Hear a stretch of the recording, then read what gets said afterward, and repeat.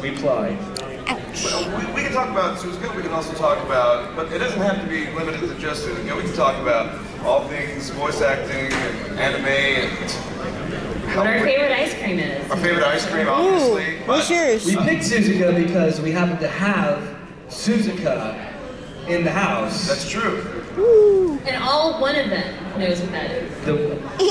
The woman that lives the legend, the lead character, Suzuka herself, seen here.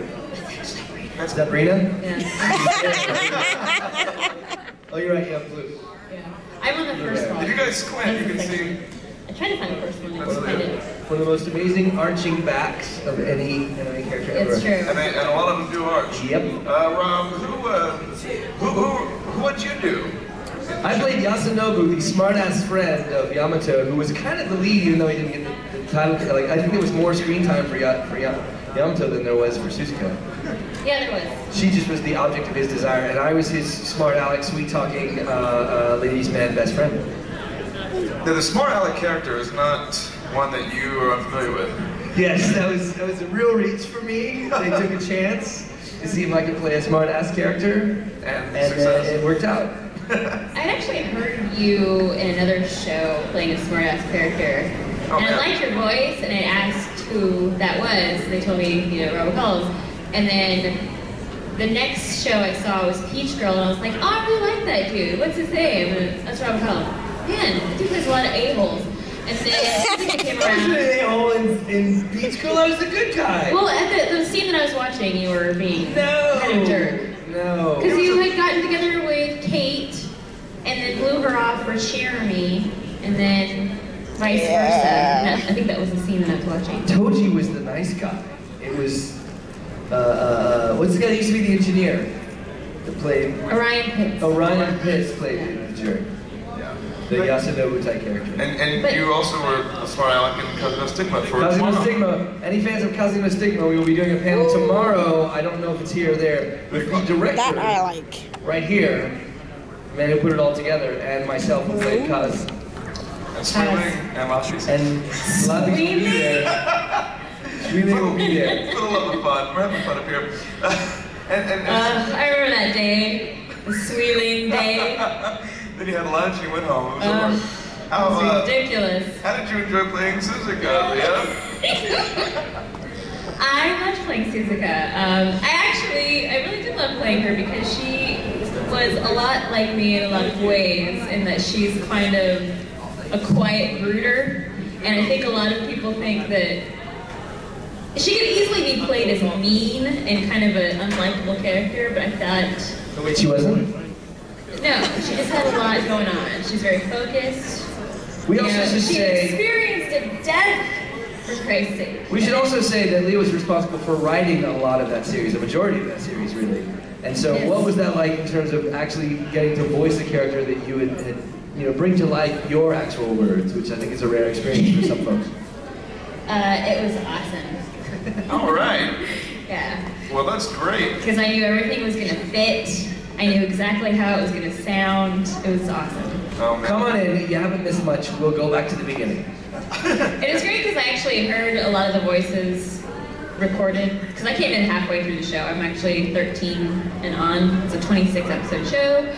So I got to hear, everyone, your voice, Jamie's voice, Brina's voice. So writing for you guys was great. A lot of times it doesn't happen when you write. You don't know who's going to play because you write the script so far ahead in advance. Should we back up so this doesn't hum? Do we need to move back?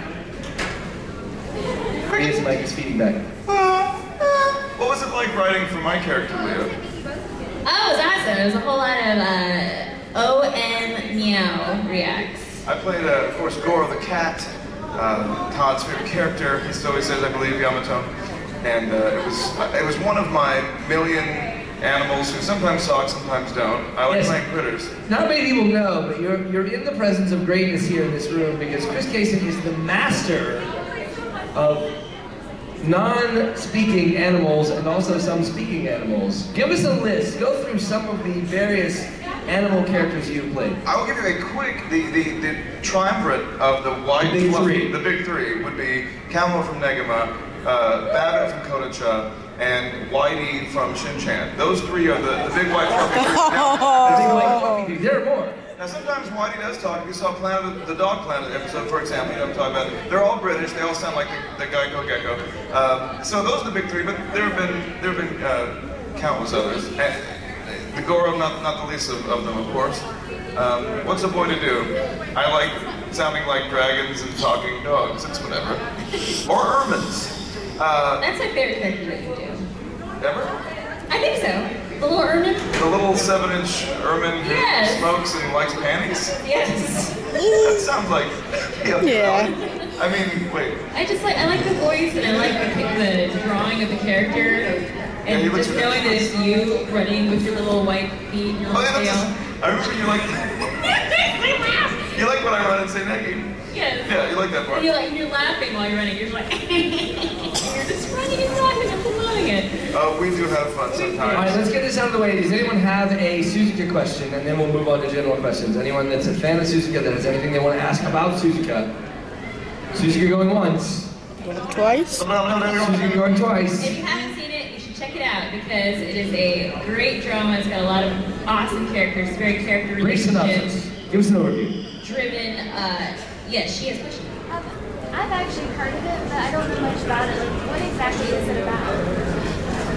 It's actually, it's called Suzuka, but it is about this guy, Yamato, and he moves from a big city to a smaller city to work for his aunt and make money in the bathhouses. And while he's there, he sees this girl, Suzuka, and he's fascinated by her because she's so driven and so talented, and she is... Track star. She's a track star. Literally. Literally. Lots of high jumping. And she's very and seemingly mean.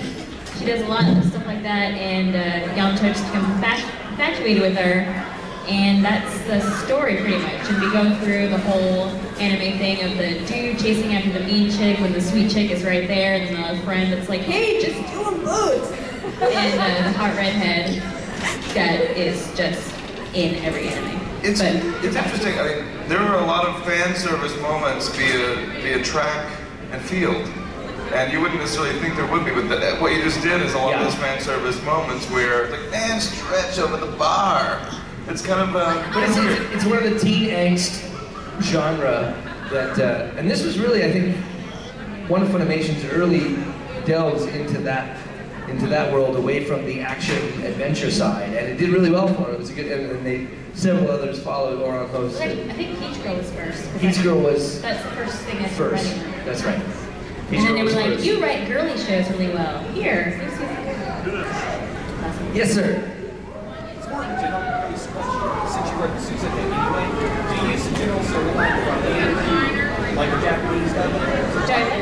Yes. How much do you base off the original translations when you're writing? Everything. It's as long as the idea is communicated, we stick to that. A lot of times we'll change some of the words just to make it flow a little better, so it's not completely broken up. But we keep the same intent, the same motivations, all that stuff. On the We don't whole, that change depends. Yeah, that depends also a lot on the original contracts that are set up. Some of the brand owners, the Japanese owners that own it, when they license it, say very specifically, stay completely to the story, get it as close as possible, word for word, verbatim. Other shows have more flexibility and more, like Shin-Chan, they were allowed to just do whatever the hell they wanted. It was awesome. It was so much fun. But this is one of those shows that they stuck pretty close to, and that becomes the challenge of how do you stick to the story and still make it fit with the flaps and still have an emotional content that makes sense to an American audience. So. It also depends on the director too. This particular one, Caitlin Glass, is very specific about keeping the Japanese honorifics, keeping the names, not generalizing the foods, for instance. Cheeseburgers. Right. Whereas I think I had gotten a script back because it was it's the pancake-looking thing. It starts with an O, okonomaki. You know what I'm talking about? I don't know. It's got a complicated O name. It's like a pancake with vegetables and stuff in it. And I had originally written. Thank you. There it is. I think I'd originally written like food or dinner. Let's go have dinner. And Caitlin was like, no, you gotta say that because you see it on screen and stuff like that. So she was very specific. I left Can you close one of those doors so it's not quite so loud? I will choose, guess which one I'm Door gonna number pick. 1, door number 2, door number 1, door number 2. Ready? But can you do it in character as a cat?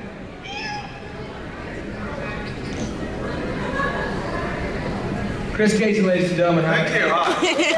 I just made this panel more exclusive by closing us in. Now we can really tell secrets, and I can't wait. Let's start with Other questions, general Other voice questions? acting Good questions. In the front, Chris. Chris, in the front. Hey, look, I'm doing a good job. Hey, that's my name too. Like your See, I knew it was Chris. Why do so many voice actors also end up being script writers? I've never is it because they've actually done voices and they know what a script should sound like? Yes. The more you do, the more you get to do, I think. I mean, that's the same reason they become directors as well, because they're immersed in that world so much that they think, what else can I do? And sometimes it's script writing or directing. Also, it's kind of a weird thing to take the translation and understand the technical side of it, and someone that's just coming in as a pure writer and doesn't understand the importance of flaps, the importance of matching flaps, how bad you're going to shut down that studio if you are a little bit off. Like, it's close enough. No, close enough does not work in this world. And if you've been forced to suffer through on the acting side of that, poorly written lines, you learn really quickly. So I think that's where a lot of it comes from. Also, you just already know them. And we're all broke, so we're like, hey, what else could I do? I think the dragon has a question. Where do I put the mic? Wait, if I had a nickel, Anywhere. pardon me. Does my green skin turn you on? Do her green scales turn you specifically, Chris Casey, on? Actually, the dragon's male. Okay. Love is love. I'm not judging, ladies and gentlemen. Well, we're directed towards Chris Casey. You know, it's weird. I do everybody. What? I do everybody. All right, ladies and gentlemen, we have 18 plus. They're very fetching. Very fetching. And that's what I'm going to say. Because I'm running for office, apparently, and I have to keep it nice and diplomatic. I appreciate your candor, as usual. Anyone else with a question related to the attractiveness of scales on a dragon? Or, you know, favorite Halloween candy? I don't know, anime itself. If that haunted house across the street is good, I really want to see it, by the way. Anybody been to the haunted house? I want to What go. are the recommendations? No one's gone. Okay, well, that's Anyone going to the masquerade ball tonight, after this? Are you going to wear different costumes than what you're wearing right now, or are you wearing that? I'm wearing this. Okay. I thought it would be interesting if your cosplay character then put on a costume. Like, what would your cosplay character wear to a masquerade ball? That's I think good. that's interesting. Hello Kitty box. I think you should have a Hello Kitty mask for your character. I'm so afraid of Hello Kitty. I have a story about Hello Kitty, and it's a fright. It's a fright, so I Well, won't. it's October, so you should tell it. That's a great point you just made.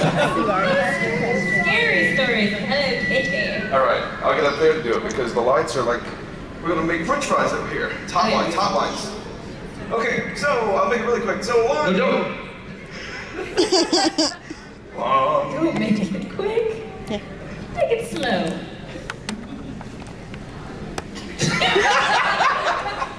What do you think, Dragon? Oh, you're taking a nap. All right. Yeah, He's gone. he passed out. He passed out. He couldn't take it. My response Yeah. was too powerful. Long ago, and I told this at other cons, so you may know this. Long ago, I went to a convention, and at that convention, it fell over my birthday, all over it. And they took me out to dinner.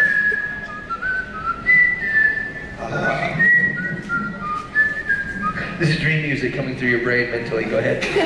All right. Okay, so I go out to dinner, and when they take me out to dinner on my birthday, they also give me a birthday cake. Surprise me with there's steam coming off of it. They give me an espresso machine. And so on the cake, on the front end icing, there's, you know, Gluttony and Babbitt and all these different characters, really cool. And we ate about half of the cake at dinner. And that was just me, just nomming away. So then we covered it up in the white box, and I very Police Academy. So I'm walking down the halls of the hotel in my heavy boots. And all of a sudden, I'm stopped short.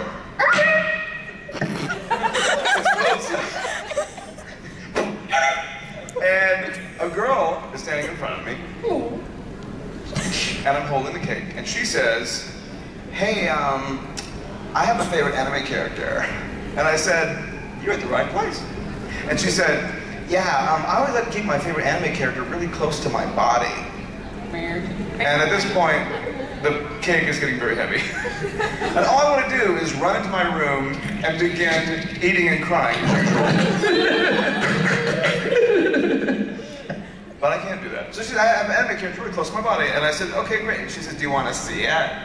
And I said, I don't know if I... And then before I have a chance, she's like, no! And becomes the Matrix. And she turns around in front of me and just drops trow. And shows me her purple Hello Kitty underwear. No, not at all. And I'm there, I'm faced to... She's cracking a smile, and I'm looking at that thing, Hello Kitty underwear. And then she turns around, and she's kind of like, I think that was a big moment for her development. Like, she was very excited that she'd be able to do that. And she said, what do you think? And I said, I think I need to go eat this cake. And then I do the aforementioned eating and crying, as I hoped. Right. And then go to sleep. Snuggies. So, that happened. Yeah. And so, right, that was Friday night. Then, fast forward. I can fast forward the tape, ready?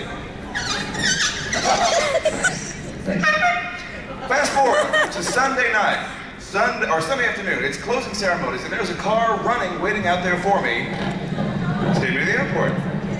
And it's closing ceremonies. And your closing ceremonies are always kind of funny because sometimes it's kind of like, remember that good time I said I wanted to have at opening? Well, I had it at its closing. And running for office. So I say, okay, thanks everybody, bye. And I walk, it's like a big room like this, only totally packed. And I say bye. And I walk off the stage, and everybody's milling around, going their separate ways. That's what I'm thinking about sound effects. And I'm walking out, and then all of a sudden, I'm stopped short.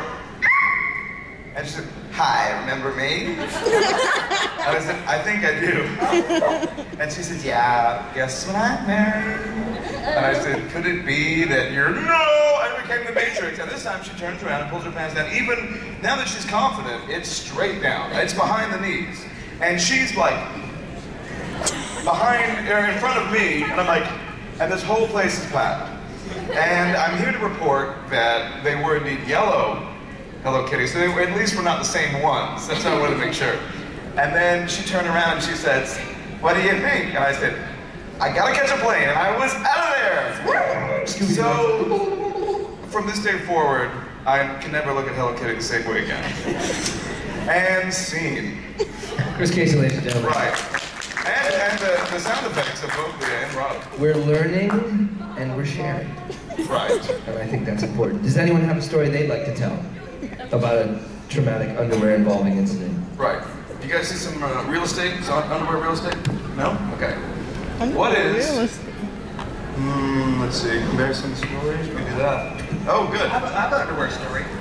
Oh, here. We have a taker. Good. Okay. Yeah. My brother was hit in the face with flaming underwear. Oh! Don't ask how. Don't ask how. But Do we know whose? Is he okay? Yes, he's okay. Okay. He's in the military. Oh, well. Okay. That's the last of his worries, flaming underwear. Wow, that's great. He was hit with flaming underwear. Did he right in the middle of the street? That's not very nice. Okay, so a good Samaritan came and saw what happened, and he beat down the fire on your brother. Thank you for that story. Now here at Improv Olympics, we're going to recreate that day as a musical. No. Right, give me a place. Look, the other. Man, that is, flaming underwear is pretty strong. It almost looks like a drink. Yeah. I like flaming underwear. Oh man, I'm so wasted. Anyone else with a story about underwear or the lack of underwear? Or anime-related questions, since that's kind of why we're here. Yeah. Anybody like Suzuka? Want to talk about that? Maybe talk about the right. 2, 3, 4, and no. So, how about if you could do any job in the world, what would be a job that you would hate to do more than any other job that you can imagine? Who are you guys? What? Brain surgeon. Why is a brain surgeon? I don't want to be messing around with someone's head. I'll screw them up. Pressure. Okay, I can see that. Probably already screwed up, I got so it's okay. That's true. You want to think about it. Surgery, they're screwed up already. So I hate to be a greeter at Walmart. I hate to be a greeter at Walmart. Throwing off your Same. concentration. Oh my gosh. Well, there's a lot of pressure. There's a lot of pressure with brain surgery. Anybody else have a job they would never want to do in their life? Yes. Yes, my goodness, yes. I would never want to be a teacher. You need just drive to do that job because everybody hates you. Students hate you. Parents hate you because you're not teaching them well enough. Students hate you because you have to teach them and you just get paid nothing and it sucks. Would you rather, okay, how about a substitute teacher? That must be even worse then, in your book. actually, I think that'd be kind of fun. Well, I think that'd be better. Because then it's like, you're in, you're out. Not my problem. Right. You can say whatever you want to them at all, and you never have to see them again unless you frequent that school. But if somebody if it's okay, you have to worry about maintaining a relationship with these students if you're a permanent teacher. If somebody says a smart aleck comment to you, you have to kind of deal with it. But if you're just a substitute teacher, you can just be like, go to the principal's office. I don't want to deal with you. I don't need to worry about you anymore. I like this. I'm learning. This is not bad. I'm gonna be a sub for a while. Yes? I'd hate to be a greeter at Walmart after midnight. But only after midnight. After midnight. At 11:30, no problem. 12, uh-oh. Actually, I go. That's when all the weirdos come out. Have you seen the And website? you're still gonna be friendly. The people of Walmart, have you seen that website? Yeah. Strong. Yeah, I love it. And you don't want to be a greeter after midnight because the crazies come out after midnight. Oh, yeah. So you don't want to wear the blue vest, and greet these people. But I've seen, look, I've been in my share of Walmarts, and a lot of them are just kind of they're just sitting there. They don't really truly greet you. Because, they know. after midnight, they're all bored and they're annoyed to be there, so. Yeah. It's more like a lazy guard than a greeter. Oh my gosh. This is anyone with oh yes. Another job, I take it. I actually have a question about voice acting. Uh-oh. It's a pertinent question, I know, it's crazy. Actually, Okay, the three of you are fairly well established in the anime world. You've got jobs and stuff. So, okay, as far as auditions go, what is the audition to actual getting a part ratio? 30 auditions per one job or 15 per one? Or do you just get a job for every audition you go to? no. It depends also on how long you've been doing it. That changes as you go up the spectrum in the scale. When you've been at it a while and they know they can trust a property with you, you have a better shot. But for the big roles, everybody's gunning for it. And even in, Funimation Land is North Texas is a really small pool. There are some people that come in from Houston and LA and other places to do it, but a lot of us live right in there. Even amongst that small pool of talent, the competition is pretty heavy when a choice role comes up. Well, it's weird to say, my first voiceover acting job ever was Dragon Ball Z, which is weird to say. But at that time, there were only, Funimation itself, I think their roster of actors that they even used in 1998 was probably about maybe 50 people. It was very small. Now the actor talent list of the database is over 400. So it is a lot more competitive than it ever used to be before. But like I said, we should have a separate panel called The Jobs We Didn't Get. Because for every part that you hear us in, there were 3 or 4 that we didn't get that we also auditioned for. And then there are some shows that we are not in that we auditioned for too. But it's no different than auditioning for plays or film or anything. It's just a law of averages. You have to keep, if you throw enough noodles at the wall, eventually one sticks. And that's it's a numbers game. So you just got to keep at it. So that's how we do it. I'm often amazed at how right the people are who don't cast me. Because I'll go, I'm perfect for this role. I know exactly what to do. I know exactly what this person needs to sound like. I've got it. They're fools if they don't. And then when I hear the final product, or like I'll get cast as some other smaller role and hear the final product and I'm like, oh yeah, that's better. Yeah, that happens a lot. That's actually, yeah, do you have any? All right. Oh, good. Okay. Let me use these old muscles. Okay. Speaking of Dragon Ball Z, whenever you do one of your power yells, you don't have to do one because I know how bad it is. God bless you. That's how I won the voice acting competition. Right? Oh, that's right. We had the voice acting competition. Champion of the amateur voice acting competition right here. Yeah, yeah. He asked if I'd like to hear what he did, and yes. If you can pull that microphone far enough away, then yes. Sure. You don't need it. All right, here we go. Hey, come on. Please stand up and what was your name again? Chris. All right, okay. Chris, please stand up and give us your award-winning thing that you do. I did Cell from Dragon Ball Z, but I did Kamehameha and that's what got it. Okay.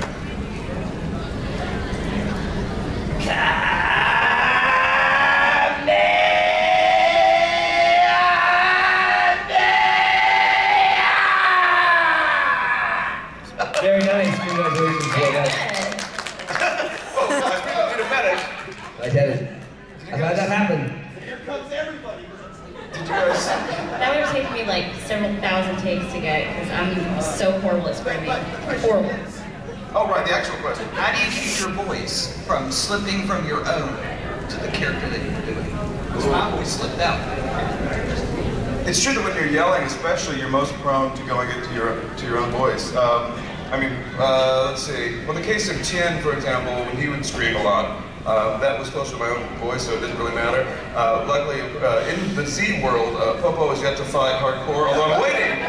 I still think he can do some serious damage, but right, in Kai, at the end of Kai, he actually defeats everyone and then sits on a mountain of gold. But spoiler alert. But yeah, usually it's just repetition. I mean, that would be the short answer. Just repetition, doing it over and over again. I know that most recently I was in a video game, or I should say, yeah, recording a video game, and this has never happened before. The director said, I was standing there with the mic, and the director said, look to your right. See that bottle and the spoon next to it? I said, yes. He said, pour the contents of the bottle into the spoon and take it down. And like an idiot, I just did it. It could have been poison. But I said, sure, director, I'm going to do whatever you tell me. And I took it down, and it was cough syrup.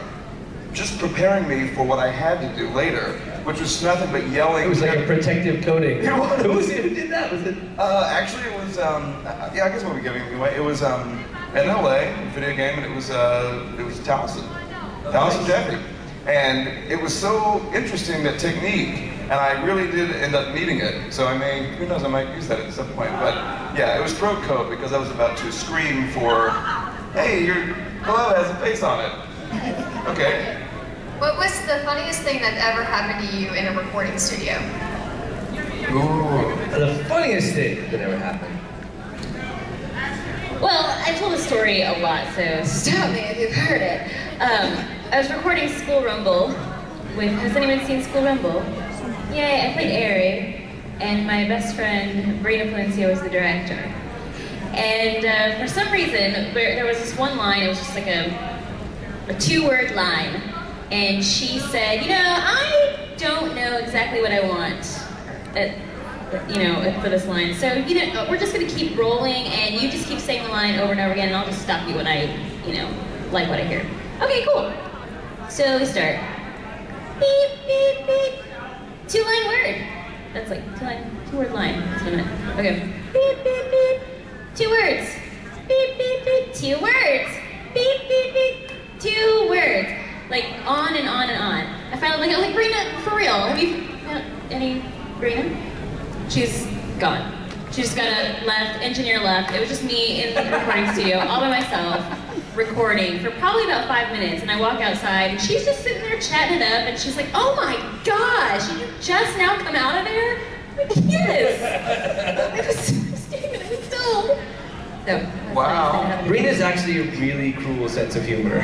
Yeah, there's darkness there that's so awesome. Yeah. Well, there was actually something that happened to me, sort of like that, where I forgot the property right now, which bothers me. But Zach Bolton was directing, and of course Peter was his engineer, Hawkinson, and I'm in there and I'm doing, I did a character, and then he said, okay, what we need now is, there's zombies in the show, so we need you to make some zombie noises, and then we're going to take other people doing it, we're going to layer them so it sounds like a whole pack of zombies, you know, and I said, great. So he said, okay, cool, just start making zombie noises, and I said, okay. And so I'm there,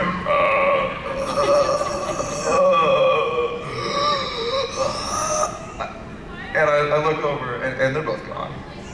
And it's just me like, they have just thousands, they have, I mean, and then I'm like, I look over, and they slowly rise from the table like, we did! And meanwhile, there was another show that they did much later that also had zombies, and they said, yeah, we pretty much just use your stuff. Because you have like 10 minutes of me going, ugh. So that was rather humiliating. Rob, you have any wacky, Well,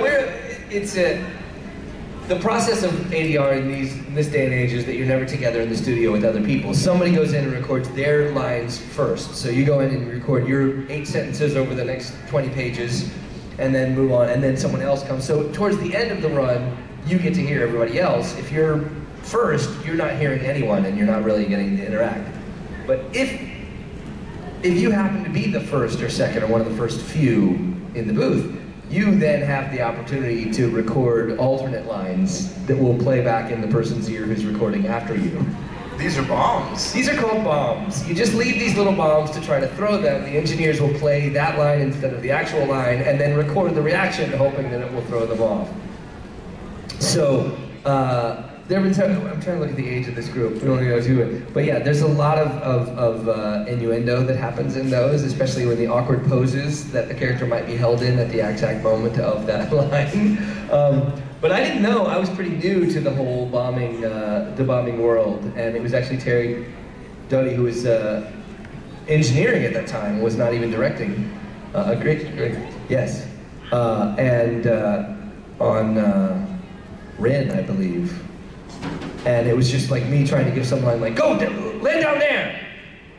And it was just like, whatever, asshole. Like, that just came through the microphone. So, and it was like a really deep scene, and I was trying to be emotionally committed, and it was sounding the end of the thing. And then this voice, I've never heard before, because I've never met her or heard this voice, just comes in as if it's the character and tells, and it's whatever, Rob, shut up, asshole. Really loud.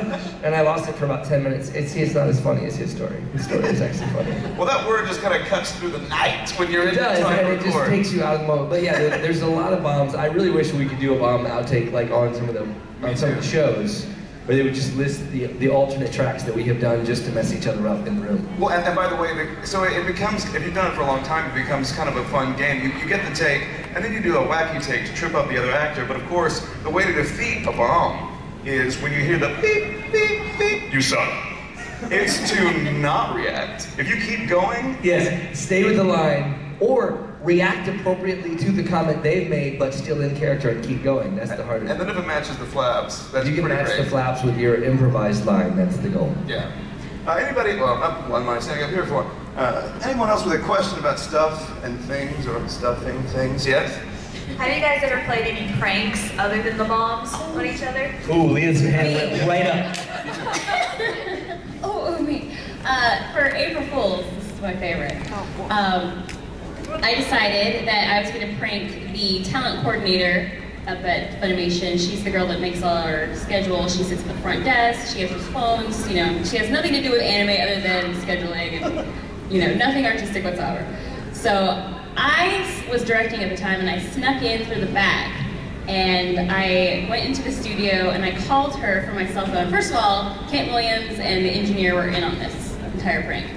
So I call her from my cell phone, and I'm like, oh my god, I'm so sorry, I'm gonna be late, I ran out of gas, and I need you to just go in there and direct for me. And she's like, wait, what? Can you just go direct for me? I'm so far behind, just, all you have to do is just scroll the script, and he knows, it's Kent Williams, he knows exactly what to do, please just scroll the script for me, I'm sorry, I'll be there in like 30 minutes, please. And Joy's like, okay, yeah, just calm down, okay, I can do it. So you want me to just scroll the script? Yeah, that's all you have to do. Okay. And so I'm actually in the booth, I've got the headphones on, I'm down below, and she can't see me, but Kent Williams is in there, he's, you know, at the mic, headphones on, the engineer's right there, And Joy comes in and she's like, hey guys, Leah's running late, so I'm just gonna scroll the script for you. You guys just do whatever you're gonna do. And so Kent's like, okay, great, that's awesome, thank you so much. So they both look at her and she's, you know, ready to scroll the script, and the engineer's kind of going, all right, so you ready? And Joy's like, yeah, go ahead. All right, so they run the tape. Kent does a line, all of a sudden Kent looks out. And Joy looks up like, what? Well, do you like it? I mean, should I do it again, or you know, faster, slow? What do you think? And Joy's like, oh, I don't know. I just I'm just here to do the script. And Joy's like, well, you have to tell him something. You can't just sit there. And she's like, it's fine. I don't. Yeah, it's good. All right, next line. Kent says it. Looks up. Joy's like, cut it, you guys, I can't, this isn't fair. And all of a sudden I pop up, I'm like, April Fool's, Joy! She is not amused. She's just like, that's not funny. Up and leaves. Out. That was my favorite thing. And she was not pranking you back, she was mad. Well, see, that's the thing. There's more to this story. She definitely did get really angry. I felt really bad. I went to go apologize to her, and both Kent and I walked out there, and we're like, Joy, I'm sorry. And she's like, I have work to do. I can't talk to you guys right now. Okay. So we go back. A day later, I write Joy an email, and she says she doesn't want to talk about it. Just, you know, move on. And then Tara, the boss, writes me an email. Leah, I don't appreciate you doing this. Joy now wants to quit. And I went through so many people to get her. This is not fair. I don't appreciate you doing this. You know how long it took me to find Joy, and so I just felt horrible. I write Joy this great big apology letter, and please don't quit. I'm sorry, that was really immature of me, and you know, you're doing a great job, and we can't afford to lose you, blah, blah. All of a sudden, Joy writes it back, gotcha. Yeah. Wow. I didn't know the second part. Yeah, I usually stop at the part that makes me look cool. Or the part that makes you look mean. It's cruel. Mean and cool. We are just moments away from resetting this for the masquerade party that begins at what time? 9 o'clock? 9 o'clock. 9 o'clock, so we got 30 minutes, but there's a question right back there. Oh my gosh. Yes. You're aware of the parodies. You're aware of the parodies, right, Fred? I am. Now, I would like your opinion on their take on your character, Mr. Popo. Do you like it, do you hate it, or are you mad? I love it. He's a powerful tyrant. Fantastic. And creepy. He's a little creepy. Yeah, I love it. Talking about DBZ abridged, and I love it. Have you asked ever the directors of the game? Have you ever asked the director of a game if they would include Popo as a playable character? You should. I will. I haven't, but I will. That would be amazing. Because he can regulate. You know, he's pretty hardcore. Yeah, I'm a big fan of that series, actually. And who knows, we'll even participate, perhaps, in a different capacity. Anyone else with a cool question? Whoa, wow, look at that. Oh, new question. One Long time listener, first time answer. What's your favorite character for all voice acting? Oh, what are each of our favorite characters ever that we've done? Right. Oh, I have to go first? Well, seeing as the director's here in the room and we're doing a panel on it tomorrow, obviously Kaze from Kaze no Stega. Kaze would be my favorite because that's where you're tomorrow. And I'll tell you why if you show up at the Kaze no Stigma panel tomorrow. No, I love that one. I love Sensui from Yu Yu Hakusho, who was one of the most evil guys I got to play. Tower Draga, there's several, I really like Witchblade too. I thought Witchblade was a really fun series, and I got to be Tozawa, the photographer. Oh, I love Tozawa. Yes. I know your voice talent. That's one of my guys. I got to play Toppy in Sands of Destruction, the bear, the one-eyed bear, Kuma, who says his name of his race, Kuma, after every line, Kuma. That was a great one for me. And then, what am I forgetting? So you like a lot of them? I do like several of them. Yeah. And Date Masamune from Sengoku Basra, who is a 15th century samurai warrior who has a horse with big muffler packs and handlebars because he's that badass. Yeah! Nice. Sam? My favorite characters would be, I love Suzuka. She's one of my favorites because she's so real and I relate to her. I love Miyuki, Sergeant Frog, because he's a fun little nerdy boy. I just love playing those parts. And one other one, Blair, Soul Eater. I love her. She's hot. Yeah. I like playing Boo and Shin-Chan because he's the Ralphie. On The Simpsons, he's the Ralphie. He is that equivalent. He comes in, says something that doesn't make sense, and takes off, and that booger never quite falls to the ground, which I like. If there's a character that I would want to be that I played, it would be Babbitt from Kodacha, because Babbitt flies in, so right away he can fly, which I'd like to do. He can fly, he says something sarcastic, then he leaves.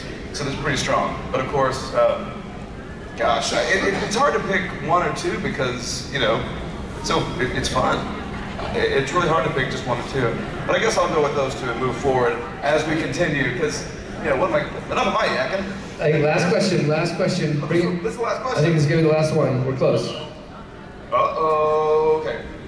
Okay, this is just something that I've kind of noticed, like going from the Japanese version of an anime to the English version, like certain lines. It's a totally different language, isn't it? Well, yeah, but it's like certain lines and certain parts will like go from one emotion to another. Like instead of it can go to like, no, don't eat it. Like just something, you know, just a totally different, just a total like change. So whenever you're voicing over a dub, do you like very carefully consider the emotion in the Japanese version and stuff like that, or do you just kind of like go with the director, or do you think, well, I think this might be better? That's the director's call. Yeah. Ultimately, I mean, it's a collaboration to a point, but the director has final cut, final say. So if the actor did 7, you know, we do multiple takes of one line. So if it's My Dog Has Fleas, we'll do it 7 times. And it's a director's medium. So the actor might leave and think, I nailed on the last one, but the director actually picked take 4. And to quote Chris Ayres in a directing panel, he said, if you have a favorite voice actor and they're in a show and you thought they were bad, that was my fault. And I agree with him that it's the director kind of makes or breaks it because the director has final say. It's collaborative, but also the director has the... But we are listening to the Japanese. We actually usually listen to it for each take, for each line, and if it's different, it's usually because the whole scene has taken a different arc in the translation. Or sometimes the vocals in the Japanese just don't pay any attention to the animation. That there'll be this huge scream and the guy's going, yeah. And given that option, we're gonna go, yeah. We're gonna match what the faces are doing. They love to scream in the Japanese. They love to scream, and they don't care about matching the flaps nearly as much as Funimation does. They don't care about matching it as well. We try to really stay true to the visuals as well. Right. That's actually very specific to Funimation as far as watching Japanese first, because I also do work at Dort Studio. There is no... I did Pokemon up there. Yes! No. Pokemon, right there. But they don't preview the Japanese, and I am so used to the way Funimation does things. So for me to go up there and suddenly they give me a raw track, which is just the animation, no Japanese whatsoever to look at before I record, I feel so naked and I feel like I'm not doing it right. I'm hoping that I am, but I just, you know, in this case, I just trust the director, you know, to give me the direction of more emotion here, louder, whatever. I think that's one of the reasons that Funimation has been as successful and been one of the few that stuck around and survived, apart from paying really poorly their actors and keeping alive financially. You're not taking that, are you? But the... No, you too, please. The Japanese companies know that their product is going to be dealt with closely and carefully. It's not going to be that there really is an effort to stay true to it, to stay true to the translation, and not just go off the rails. And so I think that's why companies continue to bring their products to Funimation. And sometimes, depending on the property, the Japanese representatives have to have final say on all the voices that are submitted. Certainly in larger properties like Fullmetal Alchemist, One Piece, Shin-Chan, these are properties that they had to pick the cast, send it to Japan, and they had to say, yes, this is good, or yes, this is a bad choice, and then make the changes. But also in the case of acting for anime, this is the only kind of entertainment medium, acting medium I can think of where the actor comes in completely cold and has never seen the script before until they're about to do it at that moment. So they really rely very heavily on the director to sort of guide them in the right way. Now, is that our official last question? It is officially 8:30, but she has one more question I think we can fit in. Ladies and gentlemen, the last question of the day! Wow. What lengths do you go to in the recording booth to get certain reactions? Like, I mean, in some cases, if you're being hit, like the shows having a fight scene and stuff, trying to get the right reactions. I usually start by taking my pants off, just right away. Just beginning to win, regardless of the content, that's the start. But I've busted a lot of takes by bumping the microphone because I do like to move when there's a thrust or a down. I'll just, because you can hear the difference, and you're like, again, don't hit the mic, Rob. Because I like to put motion into it. The other one that I use a lot for physicality is if you're getting punched in the stomach and there's a forced air out, you can hear the difference when that's, so I'll do that a lot in the booth. And then I just do it for fun, because it What about you? Are you a physical actor? Yeah. I am. I actually have a little post in one of the studios that the engineer puts in front of me because I will lean in to talk to who I'm talking to, and just like, they're not there. Just stand where you're standing. Okay. And I love, and in terms of directing, anime eating is some of my favorite in the world. I love it when characters in anime eat. I love it, and I've done it before, and I've directed it, and I've done it before. And let me just say, there's a vending machine in Funimation. I can't tell you how many Dunkin' sticks and donuts have been used towards the final product. So when a character's eating, they usually actually are putting food in their mouth for multiple takes, which is delicious. And although, because you have it in your mouth, so it's kind of getting, like, it's falling apart. But yeah, we use very often, like if they're drinking, we use the sound of them actually sipping or that kind of thing. So yeah, we do that. And as far as the hits, I think to be really, I've noticed that very successful voice actors are the ones who tend to be more physical in the booth and go through the actions, because then it's as close as you can get to them actually doing it, because they are doing it. Well, and I think Chris doesn't want to brag, but he actually will usually go and beat the crap out of somebody before each session if he's going to have to fight, which I think... Right, I mean, I've slammed a few, fingers and doors. That's what yeah, that way. He slapped a hoe. I'm a taskmaster.